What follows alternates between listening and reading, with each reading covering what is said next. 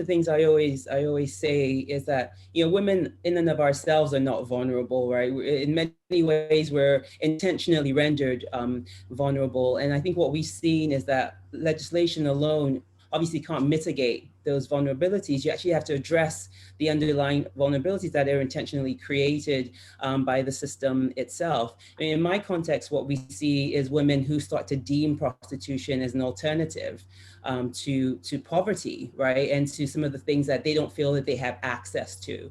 And so that's, you know, certainly one of the things that we try to create is to open up those doors, right, invite them into the conversation, really ensure that their voices are actually included. I mean, at my organization, we have a group that we call The Voice, and before we actually create any intervention, we bring these people together. It's made up of survivors. It's made up of women who were unsuccessfully recruited. It includes traffickers. It includes, you know, recruiters, and they frame what's going to be effective for them, right? And so when we take out these voices and think that, you know, people who are sitting in air-conditioned offices across the world are going to have the sort of impact, it's international.